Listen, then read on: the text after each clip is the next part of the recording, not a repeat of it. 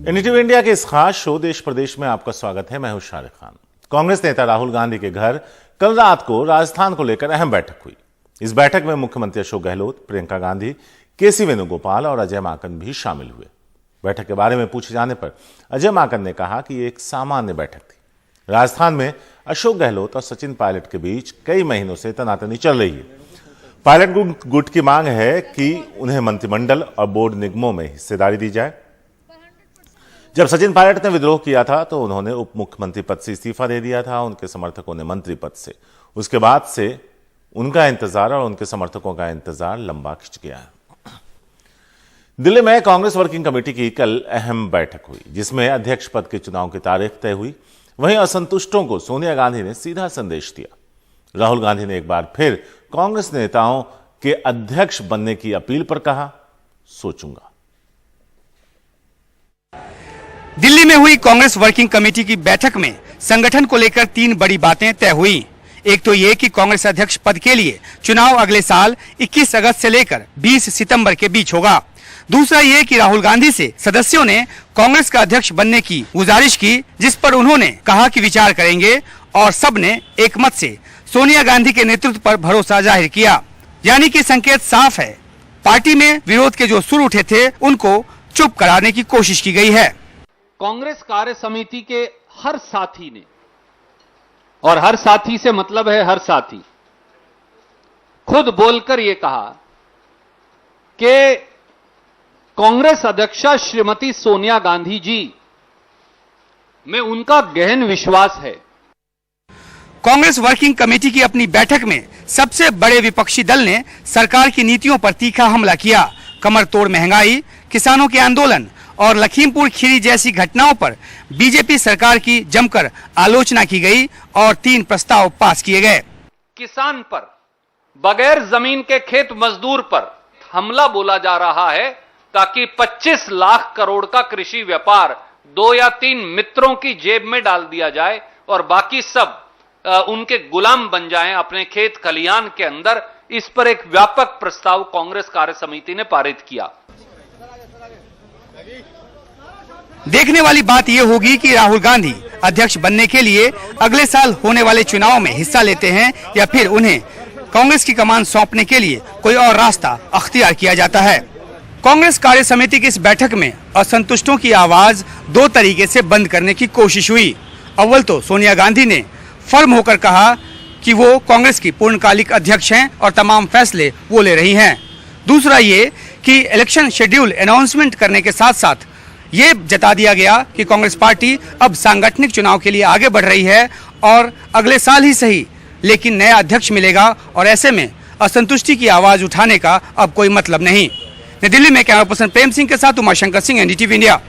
महाराष्ट्र के केंद्रीय मंत्री नवाब मलिक ने एनसीबी के जोनल डायरेक्टर समीर वानखेड़े को घेरते हुए ट्वीट के जरिए आरोप लगाया कि समीर वानखेड़े अपने ही करीबियों को जांच में बतौर गवाह इस्तेमाल करते हैं।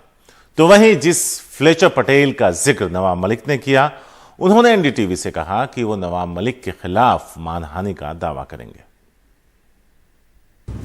मेरे दामाद को 3 बार एनसीबी के खिलाफ प्रेस कॉन्फ्रेंस करने के बाद कैबिनेट मंत्री नवाब मलिक ने शनिवार को सोशल मीडिया के जरिए एनसीबी पर निशाना साधा। ट्वीट में नवाब मलिक ने एनसीबी के जोनल डायरेक्टर समीर वानखेड़े की एक तस्वीर साझा की, जिसमें वो फ्लेचर पटेल नामक एक शख्स के साथ हैं। इसके अलावा नवाब मलिक ने समीर वानखेड़े की बहन और फ्लेचर पटेल की तस्वीरें साझा करते हुए दावा किया कि फ्लेचर पटेल समीर वानखेड़े के करीबी हैं और इसके बावजूद उन्हें 3 मामलों में गवाह बनाया गया है। नवाब मलिक ने इन मामलों से जुड़े दस्तावेज दिखाते हुए पूछा कि आखिर ये कैसे हो सकता है। फ्लेचर पटेल के वानखेड़े साहब के पारिवारिक क्या रिश्ते हैं, उन्हें 3 मामलों में कैसे पंच बनाया गया, क्या तीनों कार्रवाई में वो वहां उपस्थित थे, क्या मनीष भालूशाली और केपी गोसावी की तरह ही एक खिलाड़ी इस सारे एनसीबी में है वे, इसका खुलासा ये एनसीबी करे, हम मांग करते हैं। नवाब मलिक के अलावा एनसीपी चीफ शरद पवार ने भी पुणे में केंद्रीय जांच एजेंसियों पर हमला बोला।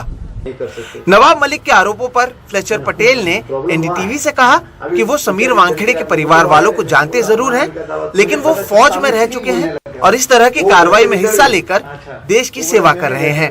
परिवार ये कोई चीज नहीं होता है। मैं सोल्जर हूँ, मैं एक एक्स आर्मी हूँ। फ्लेचर पटेल आर्मी सर्विस करके आया है, so he looks at me as a soldier कि कल ऐसे जो अभी हो रहा है कोई दबाव आ जाए तो वो टूटेगा नहीं, उस पर ऐसे प्रेशर डालने की कोशिश करेगा तो वो बिकने वाला नहीं चाहिए, वो डरने वाला नहीं चाहिए। और एक एक्स आर्मी मैन से अच्छा गवाह क्या हो सकता है।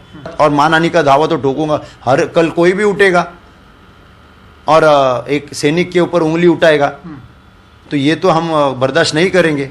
इस पूरे मामले में जहां एनसीबी की ओर से कुछ नहीं कहा गया तो वहीं खुद फ्लेचर पटेल ने इस बार सफाई दी। लेकिन पहले आर्यन खान के मामले में एक गवाह बीजेपी के कार्यकर्ता निकलते हैं, एक पर खुद आरोप दर्ज है और अब एक दूसरे मामले में समीर वानखेड़े के करीबी ही एक गवाह के तौर पर सामने आते हैं। ऐसे में यह साफ है कि एनसीपी ने एनसीबी के कामकाज पर सवाल उठाना शुरू कर दिया है। मुंबई से कैमरा पर्सन राजेंद्र दयालकर के साथ सोहित मिश्रा, एनडीटीवी इंडिया। केरल के कई जिलों में भारी बारिश की वजह से भयावह हालात हैं। इसके चलते अब तक 5 लोगों की मौत हो चुकी है। 5 जिलों में बाढ़ जैसे हालात हैं। केरल के 5 जिलों के लिए रेड अलर्ट जारी किया, 7 जिलों के लिए ऑरेंज अलर्ट है।